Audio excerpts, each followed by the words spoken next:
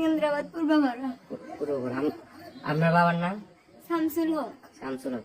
আচ্ছা, এই যে ভাইয়ের পুকুরে বড় বেলঘরে গ্রামে কেন আসছেন আপনি এখানে? আমার যার সাথে রিলেশন তার নাম? সম্পর্ক আবুল কালাম। তার বাসা কোথায়? তার বাসা আমার পাশাপাশি গ্রামে কাজীপুর পশ্চিম পাড়া শ্রীগোলা বলে। ও এখানে বিয়ে করার কথা আমি জানতে পারছি আজকে দুপুরবেলা।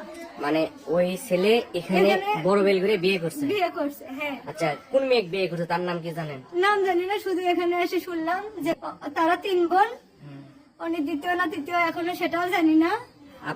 আপনি যার সাথে সম্পর্ক কত বছর ধরে সম্পর্ক তার সাথে? 18 সাল থেকে 23 সাল পর্যন্ত। 23 সাল থেকে মামলা চলতেছে, এখন এই 24 সাল, 1.5 বছর ধরে মামলা চলতেছে। এটা কি অবৈধ সম্পর্ক?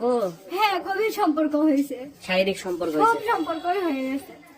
আচ্ছা, আপনার হচ্ছে এখানে ওই ছেলে কি এখানে বিয়ে করছে? হ্যাঁ। আচ্ছা, কতদিন আগে বিয়ে করছে সেটা কি জানেন? আমি কিচ্ছু জানি না, আজকে শুনছি আর শোনা মাত্র চলে আসছি আমি।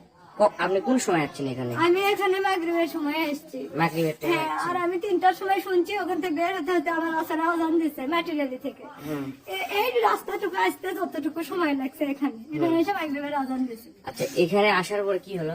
এখানে আসার পর শুধু ঠিকানা জানতে চাইছি যে বিয়ে কোথায় হচ্ছে, কোন গ্রামে। আমি সঠিক কোথায় হচ্ছে সেটাও জানি না। তারপরে কি হয়েছে?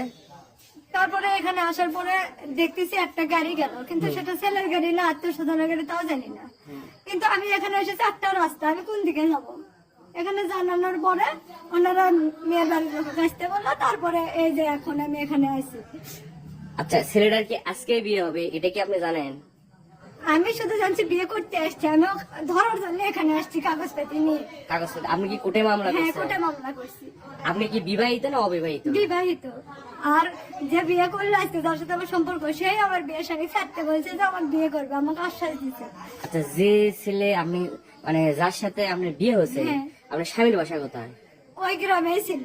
আচ্ছা, ওর সাথে কি ডিভোর্স হয়েছে স্বামীর সাথে? হ্যাঁ, ডিভোর্স হওয়ার পরে ওই 1 মাস 20 দিন পরে বিয়ে করছে। আমার ওখানে যাওয়ার কোনো সিস্টেম নেই না। আচ্ছা, আজকে আপনার যে প্রেমিক, এই প্রেমিকের আজকে বিয়ে, সেটা শুনে আপনি এই জায়গাতে? হ্যাঁ, কখন বিয়ে তাজরের নামাজ পড়ে শুনছি তখনই রওনা দিছি, কিন্তু আমি জানি আস্তে আস্তে ধরতে পারবো। আচ্ছা, কোর্টে আপনি কি মামলা করছেন এর বিরুদ্ধে? আমি প্রথম মামলা করছিলাম, ও আমাকে ধর্ষণের চেষ্টা করছে। যেহেতু 6 মাস 1 বছর আগে ওর সাথে আমার মানে সম্পর্ক অনেক দিন, দীর্ঘদিন হয়েছে, কিন্তু দেখা যাচ্ছে যখন আমাদের মধ্যে আর হয়নি, এড়ে চলছে, হয়তো আমি বুঝতে পারিনি, হয়তো আগের থেকে নিজে এড়ে চলছে, তখন যেটা ডিএনএ হবে না, হয়নি মেডিকেল থেকে, তখন আমি ধর্ষণের চেষ্টা দিই, যেহেতু আমাকে ধর্ষণ করছে। তারপরে সেই মামলা চলাকালীন করতে করতে ও আগামী একটা জামিন এনেছে যে এগুলো কিছু সত্যি না, এগুলো সত্যি না। তারপরে এসে সবাইকে বলছে যে ওটা মিটমাট হয়ে গেছে। আচ্ছা, আপনি আগের পক্ষের কি কোনো ছেলে মেয়ে আছে? হ্যাঁ, আছে, একটা ছেলে আছে। একটা ছেলে? আচ্ছা, এখন আপনি কি চাচ্ছেন সেটা একটু বলেন তো। এখন আমি চাচ্ছি আমার বিয়ের ঘরে স্বামীকে আমাকে নিয়ে আসলো, আমার বাচ্চাও আমি ছাড়ে আসলাম, ওর আশা আমাকে আশ্বাস দিল, কোর্টে মামলাও চললো। আমি এত কষ্ট করে, আমি টাকা পয়সা নষ্ট করে এতদিন ওর আশায় আসলাম। আবার আমি ওর বাড়িতেও গেলাম অনশন করার জন্য, যে আমার বিয়ে করার কথা বলে এগুলো করতেছে, মামলাতেও যাচ্ছি, সেখানেও আমি হুমকি ধামকি দেয় যে মামলা কেন যাচ্ছি, টাকা পয়সা দিতে যাচ্ছে।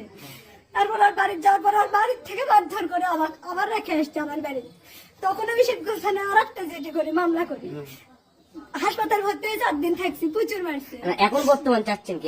এখন আমি চাচ্ছি ওই আমার সংসার নষ্ট করে আমাকে আনছে, ও আমাকে বিয়ে করুক, ও অন্য কাউকে কেন বিয়ে করবে? এটাই একটা ওর সাথে এখন বিয়ে বসবেন?